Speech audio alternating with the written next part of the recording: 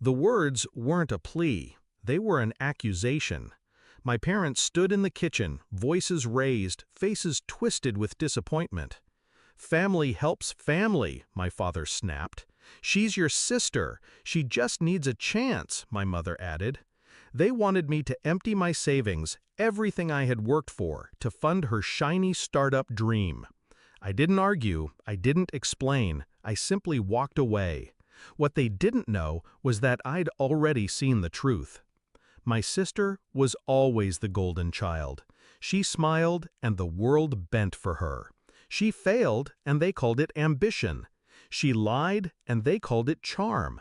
Me, I was the responsible one.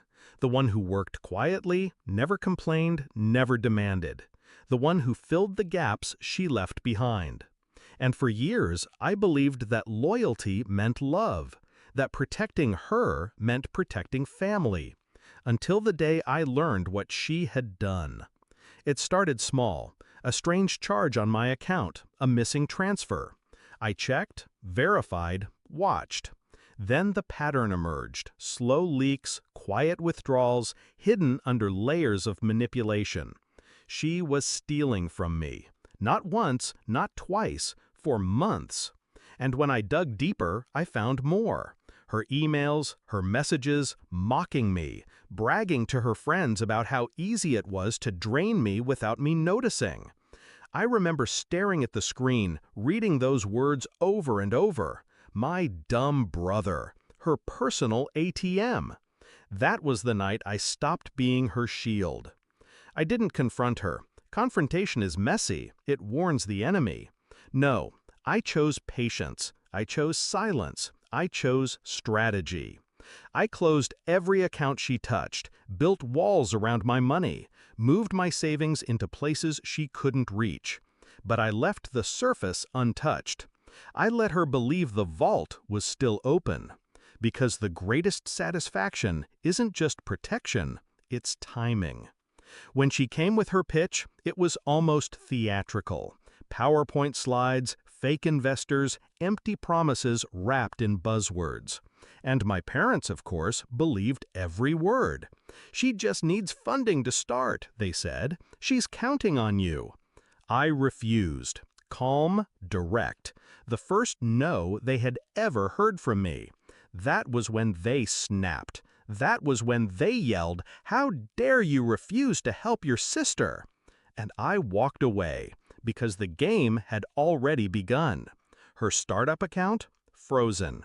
The partner she bragged about? Informed of her theft. The documents she forged? Forwarded to the authorities. One by one, every illusion she built unraveled. Her empire of lies collapsed before it even stood. This morning, my phone rang. My mother's voice shook.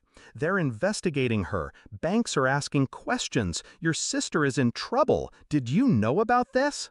I said nothing. Let silence answer for me. An hour later, the doorbell rang. And there she was, my sister, once golden, now pale, frantic, stripped of her crown. Her voice cracked. "Help me, please, just this once." I looked at her, at the trembling hands that had stolen from me, at the eyes that once looked at me like a brother, but had seen me only as prey. And I felt nothing. No rage, no pity, only clarity. "You already had my help," I said. "You chose to steal it." Her face crumbled. She realized then there would be no rescue. Not from me, not anymore. And I closed the door. Now, as I sit with my coffee, the house quiet, I think about the night they screamed at me. How dare I refuse to help her? The truth is, I did help. I helped her see the cost of betrayal. I helped her meet the consequences she thought she could outrun. Family doesn't mean sacrifice.